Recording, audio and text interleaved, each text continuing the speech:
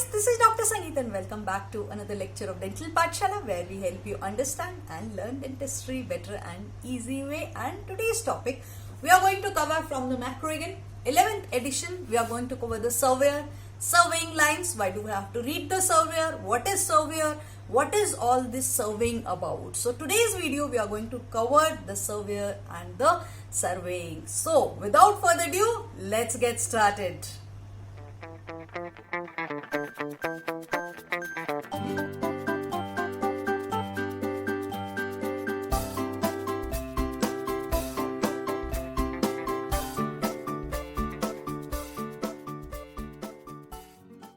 So guys, this is the continuation video of surveying and surveyor.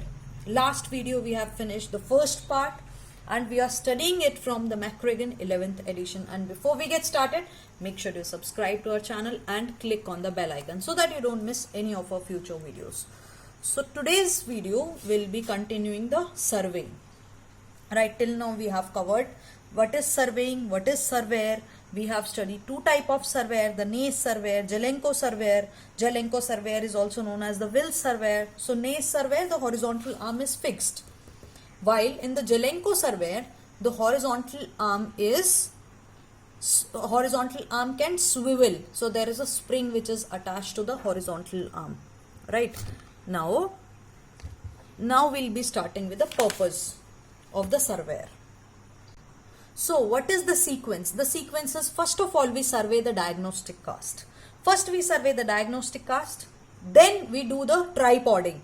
So once we have surveyed, once we have checked the path of insertion or we have checked the most favorable tilt, then we do the tripoding. Then we survey the master cast. So first the diagnostic cast. You know the difference between diagnostic cast and the master cast, right? So diagnostic cast is in which we make the diagnosis. Master cast is in which we do the preparations, which we do the rest of the procedure. So first we survey the diagnostic cast, then we do the tripoding. And then we can transfer all these marks of the tripoding on the master cast. Then we contour the wax pattern. Then we contour the crown. So if any crown is present, then see, if we are giving any crown restoration, then we contour the crown, then we place the internal attachment, and then we place the internal rest. So first of all, starting with the surveying the diagnostic cast. So we survey the diagnostic cast. It is telling we determine the path of the insertion, we determine the guiding planes, we determine the most favorable tilt. So, and second thing is we do the tripoding. So after determining the path of insertion and the path of removal of the prosthesis, basically after determining the final tilt of the cast. So if you see the final tilt, we cannot give more than 10 degrees. You have to remember this. So after, see, this is the platform. Let me show you. This is the platform, right? This is the platform on which we have the surveying table. As you can see, the surveying table. In this we lock the cast. Cast we use it with the base, we don't use it without the base, because I'm at home, so I'm explaining you whatever I have.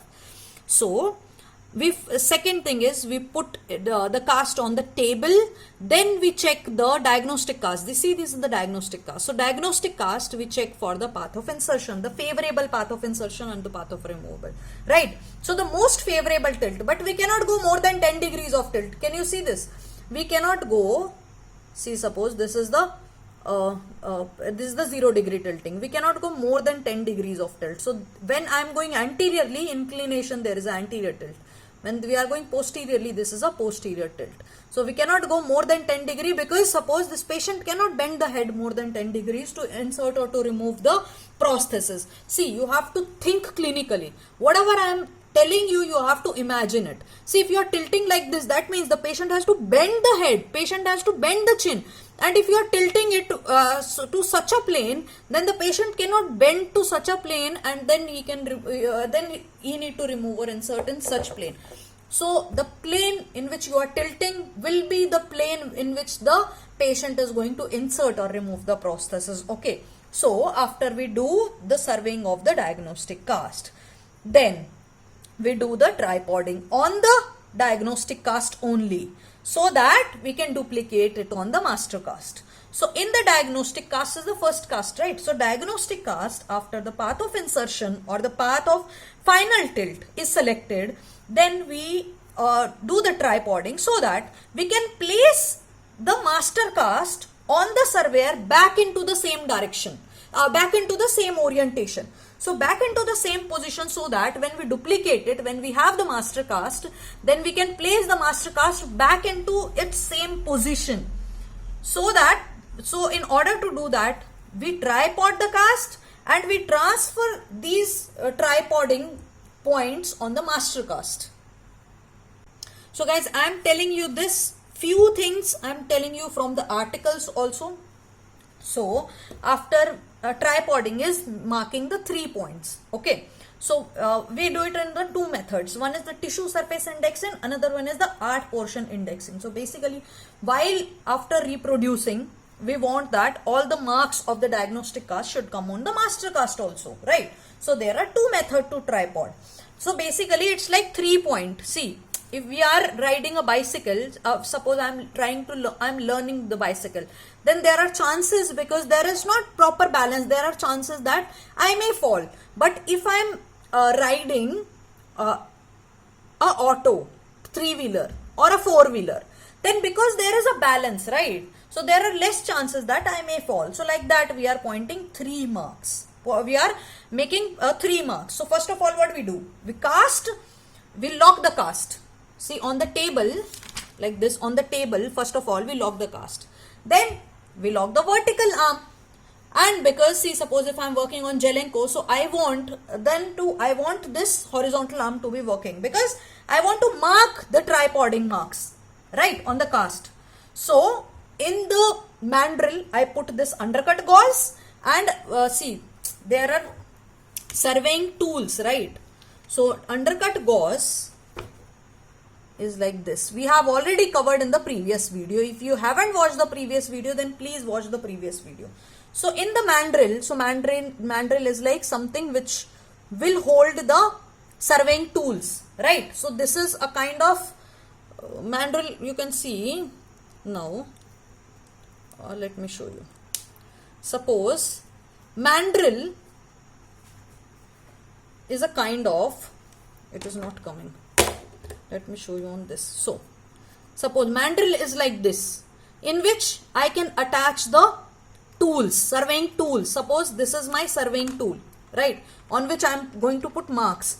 So this is a mandrel which is present in the surveying arm. So I will attach this surveying tool to the mandrel, lock it, and then use the surveying tools. This is how we use it. Now if you look at the diagram, see, this is the surveying arm, and a mandrel is here, and then we can attach the surveying tools to this mandrel. Now I am going to attach the undercut gauze. Then once I attach the undercut gauze like this, so it will create a mark on the cast. Okay, and once the marks are created, then we highlight these marks with a pencil. See, if we are doing only with the pencil, then there are chances, like if we are using carbon marker can smudge, right? So it can get scattered. So first we are scraping it with the undercut gauze, and then we are marking it with a pencil. So we mark the cross, like this we mark the cross, and then we circle that mark. Okay, so we do the tripoding. So we place the 3 widely marks on the 3 areas. Now this is how we do the tripoding, and all the 3 marks we place it in the same horizontal plane. Okay, also in the tissue surface as well as on the tooth surface. So once we are placing these marks on the tooth surface, on the first premolar, one side of the first premolar, we mark it on the distal edge, distal marginal ridge, distal marginal ridge of the first premolar. One side we mark it on the distal marginal ridge, right? So distal marginal ridge of one side of the premolar. See, the first premolar, but first premolar is missing here, so I am marking on the second premolar. So, and the lingual cusp tip of the first premolar of the other side. So other side we don't have only. So other side, suppose we mark it on the lingual cusp tip. Can you? So I guess you can see now. Mark it on the lingual cusp tip of the other side, one side in the marginal ridge, distal marginal ridge, right? And the third mark we place it in the anterior region, in the incisal edge of the lateral incisors. So basically we place 3 marks, 3 on the hard tissue, 3 on the soft tissue, so that we know that 3 points. We mark it and we do the tripoding. Now these marks, tripod marks, are transferred into the master cast, to the master cast. Now the next step is surveying the master cast, right? So we survey the master cast and then see, countering the wax pattern. Now how we do? Suppose if on the abutment teeth you don't want to give the clasp, suppose in abutment teeth, see, suppose in this case, right, in this case there is a lot of tilting. Now as you can see, there is a lot of tilting. So the path of insertion, path of removal is very tilted, right? So in this case now I need to give the telescopic crown, right? In this case I need to give the telescopic crown. Telescopic crown means I'm going to make these two things parallel, two planes parallel, right? So I have to do more of reduction in this side. You read the telescopic crown, or we'll cover in some other video. Now, see, for this I need to do the reduction. Once I do the reduction, then I need to place the crown, right? And this crown I'm going to incorporate into the removable partial denture. Now I want to give a removable partial denture with the crown, because abutment I'm using crown support from the abutment. Right, I'm using abutment. See, my abutment need to be crowned in this case. Now, what I do, I make a wax pattern. After the tooth preparation, after I have the cast of the cut or tooth prepared cast, right? After I have that cast, I'm going to do the wax pattern. So with the help of wax, I'm going to place the wax in such a shape, same as that of the crown. So after, when the wax pattern of the crown is prepared, now working cast is, I've made a wax pattern on this, suppose. Then this cast I'm going to place back on the surveyor as the same marks which I have placed using the tripoding. Now this is the use of tripoding. Now when I want to place the cast back, I have these 3 marks. I am going to place the cast back in the same place because I have these marks of the tripoding. Now the guiding planes is made parallel to the path of insertion. So whatever the path of insertion is, suppose that will be parallel, the guiding plane will be parallel. Suppose this is my path of insertion, this is my path of removal. So the guiding plane will be like that. So guiding planes are actually the planes which are made parallel to the path of insertion and removal. Now the height of contour of the wax pattern is adjusted according to the undercut. So like that. So let me show you one second. See, as you can see, now we contour the wax. So next thing we do is we contour the wax. So with the help of, now we have wax trimmer. In the surveying tool, we have something known as wax trimmer. If you guys have seen the wax trimmer, the spatula one wax trimmer, so it is like a surveying tool which trims the wax, which contours the wax. So the extra wax I'm going to trim with the help of wax trimmer, right? So next thing is, I have contoured all of the wax, and then what happens after we do the casting procedure. After we do the casting procedure, there are some casting errors. We all know that because we read casting defects, so there will be a little bit distortion of the wax pattern because of the casting procedure. So this wax pattern will be a little bit distorted. So what we do? Before glazing the ceramic crown, see, now glazing is a procedure wherein we polish the crown. So before polishing it, we place it onto the cast, and then what we do, on the one side we attach handpiece, and to this handpiece we mount the stone, cylindrical stone, and then according to guiding planes we are going to trim the crowns. So before glazing, before polishing the crowns, we are going to place these crowns back, and we are going to see all the guiding planes, and if these guiding planes are not proper, then we are going to little bit trim the crown. Now once we trim the crown according to the guiding planes, now then we finally finish and glaze these crowns.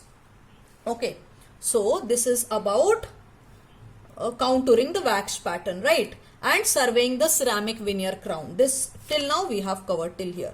Now we place the intracoronal attachments. So if we want to place the intracoronal attachment with the help of surveyor, along the path of insertion we place it. on the abutment teeth and we check it, right? Also, we can place the internal rest and we can check the path of insertion. We can check the guiding planes. Now, this is the placement of the internal basal seat. So, next comes the machining the cast restoration. So, basically what we do? We do everything and then we trim it. Now, as you can see, this is the wax pattern which is trimmed. Now, if you can see in this diagram, now it is written like that. See, now if you can see the wax pattern, see this is a wax, this one is the wax trimmer. The wax trimmer is actually looks like this. So it trims the extra wax. So we are going to trim the extra wax, place it on the surveyor and trim the extra wax. And this is trimming the crown. So contouring the crown before glazing it. So we attach the handpiece to the vertical arm like this. Can you see this handpiece is attached to the vertical arm? Now the handpiece is attached to this surveying arm, not the vertical arm, I must say the surveying arm. And then burr is attached and it is trimmed according to the guiding planes. So guys, next come the factor that determine the path of placement and the removal. So this is a very important topic. In fact, this question is separately asked for students' exams. No, before starting with the factor which affect, let's understand first the path of placement and path of insertion, or path of placement and path of removal, right? So this is the path basically. This is the angle at which the denture is going to seat over the remaining teeth. So this is the placement in which we are placing the denture into the patient's mouth is the path of placement. Now this path of placement, it can be single or it can be multiple. This is there in the guiding planes. So this is there in the guiding planes, this here. So see, now the path of insertion, it can be single or it can be multiple. When will it going to be single? In case if there are adjacent teeth on both sides are present, then the denture will seat only in one direction, right? So the seating of denture will be there only in one direction. So just this way it is going to sit. Now if you see, look at this example. Suppose this is the teeth, right? Here are the two teeth are present. Two teeth are present, and if you want to fix, if I want to sit here, if I want to sit this inside, now what will happen? I have to just go this way. If I'm going this way, I cannot go. If I'm going this way, I cannot go.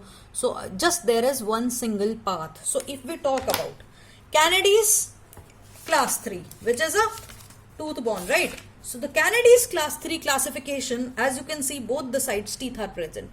That tissue, that teeth bone is, there is a single path of insertion. Then again, if we are talking about class 2 Kennedy modification 1 means there is going to be absent on the opposite side. If we are talking, there is one teeth missing in the opposite side.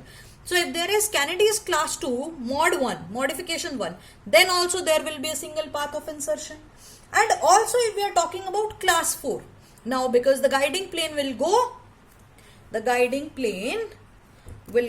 according to the proximal surfaces, according to the mesial surfaces of these two teeth, right? So that will also be determined by the single path of insertion. So all these things, there is going to be single path of insertion. But what about Kennedy's class 1?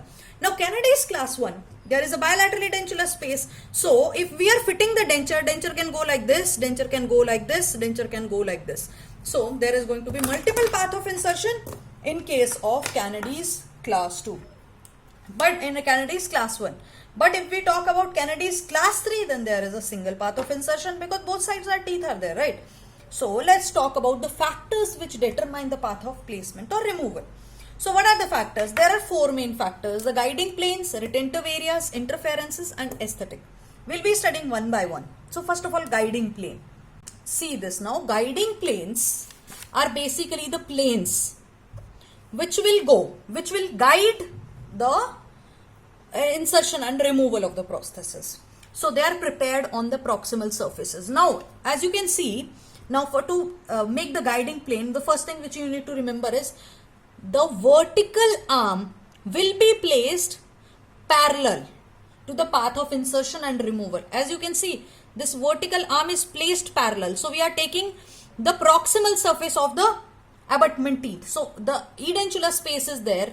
Adjacent to the edentulous space, we have abutment teeth, and the proximal surface of abutment teeth will be parallel to the each other and parallel to the vertical arm. Or we can say we are using the analyzing rod, and can you see this analyzing rod? We are analyzing the proximal surfaces of the abutment teeth and they are made parallel.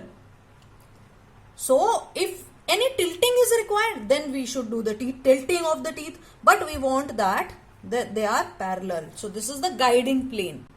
So next one is the retentive areas. Now retentive areas, are the areas wherein the prosthesis will be retentive. Suppose, example, in case, if suppose this is the maxillary, right? If I insert the prosthesis, and this prosthesis should be retentive in the mouth. It should not fall. When the patient opens the mouth, it should not fall, right? This is what we want.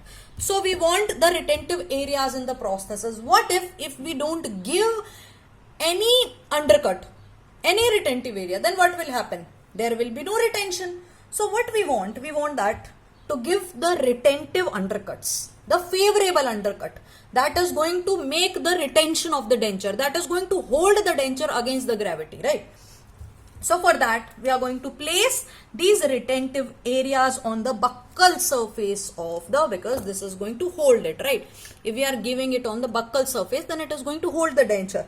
So we are going to give on the buccals, examine the buccal surface of the abutment, and then we are giving the retentive areas or retentive undercut on the buccal surface. See, when we are giving, when there is a 0 degree tilt or the horizontal, we can say horizontal tilt. So when the cast is at 0 degree tilt, then there should be buccal undercut present on the abutment teeth. If undercut is not present, then we have to create it. Then we are going to recontour the buccal surface little bit slightly. We are going to modify it, and then we are going to place the retentive undercut so that there is a retention of the prosthesis. We want retention of the prosthesis. We don't want that the prosthesis come out like that. When the patient, suppose in maxillary, when the patient open the mouth, we don't want that it comes out. So, and also tilting can be done to create the desirable undercuts. How? Suppose if you do little bit of tilting, then also there will be some undercut. So if I'm doing the right lateral tilting, so if I'm doing the right side, suppose if I'm doing the right lateral tilting I'm doing, so that will increase the undercut in the right side. If I'm doing the left lateral tilting, then it will increase the undercut on the buccal surfaces of the left side. So like that it will happen. Now, first of all, we analyze the undercut with the help of analyzing rod. We all know what is analyzing rod, right? So first of all, we are going to see analyzing rod is like this. Is like this. Straight one. So first of all, we are going to check for the, suppose if this is my teeth. This is my abutment teeth.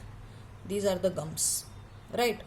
So I am putting the analyzing rod to check this is the side profile, right? This is the analyzing rod. So first I am putting the analyzing rod and I am checking the undercut on the horizontal tilt, right? Second thing, I am measuring the undercut. With what? With the undercut gauge. Now undercut gauge, as we know, we have here in the undercut gauge we have sizes, right? We have already spoke about in the previous video. So if we are using the first one, which is the 0.010 inch. So this undercut gauge, which is 0.25 millimeter, right? So this undercut gauge is used for our chrome alloys, right? So like that, we measure the undercut, and accordingly, whichever metal we want to use, we give the undercut accordingly. Okay, then next comes the interferences. Now what about interferences? We have a lot of interferences, like there are interferences in the maxilla, interferences in the mandible. So talking about interferences in the mandible. Now what are the interferences we have? There can be a lingual tori. So tori is basically a bony mass which can be present, right? So there can also be a lingual tori close to the premolars in the lingual surface. So what if the lingual tori is big? Then we have to surgically remove it. What happens? Sometimes what happens? The posterior teeth, no, they are lingually inclined. So suppose if you see it like this. So sometimes what happens? There is going to be the lingual inclination. Suppose this is the ridge, right? So, and this here is the tongue area. This is the ridge on the other side. So instead of teeth which are supposed to be like this, now there is a lingual tilting of the teeth. So the teeth sometimes, lingually, mandibular teeth we are talking, sometimes mandibular teeth, there is a lingual tilting which is present, right? Sometimes the teeth are like this, lingual tilting is there. So what do? If unilateral lingual tilting is there, then we are going to tilt the cast. If bilateral tilting is there, then what we have to do? Then we have to modify our prosthesis, then we have to keep it away from the mucosa. So we have to keep it away from the lingual mucosa. While we are doing the major connector, we have to keep it away from the mucosa, right? So either we are giving the lingual bar, or sometimes we can do the ortho treatment also. It actually depends on the severity of the inclination. So, and also the patient compliance, the age of the patient, many things are there. And also either we can do the crown. So that also we can do. Now sometimes the area, most of the times, the area lingual to the retromolar pad. See, the area which is lingual to the retromolar pad, it also create interferences. Right? So what will you do? If unilateral is there, then you are going to tilt the cast again. If bilateral is there, then the acrylic part of the denture or the metal part of the denture, basically the denture base, you are going to trim it from that area. You are not going to make the extension so far. This is how we tackle the CD denture cases, mandibular denture also. Or if any bony prominence, if any undercut is present, see, if any undercut is present beneath in the buccal surface of canine and premolar, that is not common. So if that happens, if that is causing the interference, then we have to either tilt it, or if severe is present, then we have to do the surgery. So wherever the severe interferences are there, we have to do the surgery. This is about the mandible. What about maxilla? Maxilla also, I don't have a maxillary cast. So just blindly imagine that this is the maxillary cast. Then there may be a tori present in the palatal surface, right? So if big torus is there, then we have to surgically remove it. There can be bony prominences, there can be undercuts. So that also need to be correct. Now what happens? Sometimes there is a facial tilting of the posterior teeth. Now mandibular, there is a lingual tilting, right? But in the maxillary region, suppose this is the palate. Now this is the palate, right? So maxilla, these are the buccal surface. Buccal surfaces. So for maxilla, there is buccal tilting sometimes. Right? So what happens when there is a buccal tilting? Now, when there is a facial tipping, or we can say the buccal tipping of the posterior teeth, then what happens if we are raising, so if tilting is present, see, let me show you 1 second. See, now what happens? This is the same teeth, right? If it is in the center, what happens? The height of contour is going to be present at the middle area, right? When this teeth is tilted, the height of contour will be present in the cervical area. Now, this will be anesthetic. If we are placing a retentive buccal clasp palm, so this will create an unesthetic appearance. So this is the issue actually for the maxillary teeth. And see, if tipping unilateral is present, then we can lower the height of contour by tilting it. But if bilateral is present, then we are going to recontour the enamel surface. Or if severe is present, then we have to give the crown. Right? Like that, anterior ridge undercut can also be present. So if tilting can be done, see, if sometimes when there is a, actually when there is a anterior tilting, when there is an anterior ridge undercut, when there is an anterior ridge undercut is present in the maxillary teeth, because sometimes what happens is the maxillary labial surface is like this. So there is lot of undercut which is present in the labial region. So what do? You don't give the denture base in that case.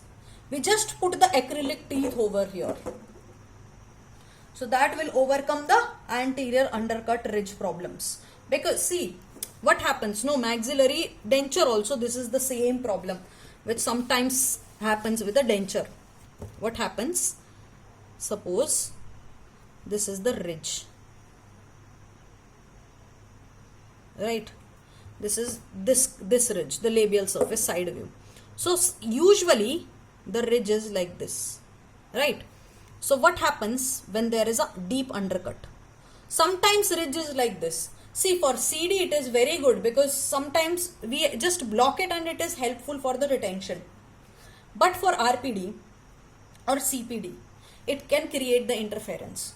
So what we need to do? We don't give the denture base. Otherwise what we do? We give the denture base in this region, right? And we give the tooth like this. This is what we do generally.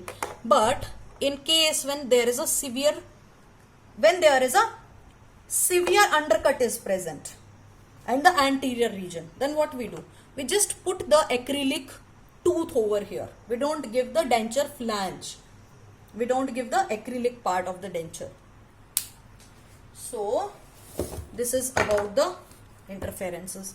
Now aesthetic actually, sometimes all these placing these retentive tips over the incisal area, over the gingival area will interfere with the aesthetics, right? So what we do?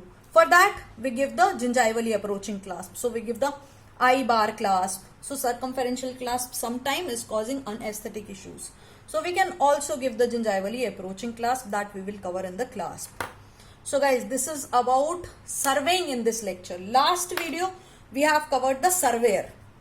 This video we have covered the surveying. I hope that you guys are clear with the surveying now.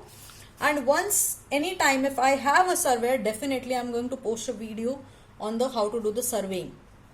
So guys, this is about chapter 11 surveying, page number 165 from 11th edition of mccracken of removable partial denture. I hope that you guys are clear with the concept. I hope that you guys have understood the surveying and surveyor now. And if you have enjoyed the video, then give it a thumbs up, and also you can comment in the comment section below. And in the description box below, there is a chance to support me on PayPal as well as on Paytm, to make free videos for you guys and to make free notes. So till then, keep reading, keep learning, stay motivated, and I'll see you soon guys in the next video.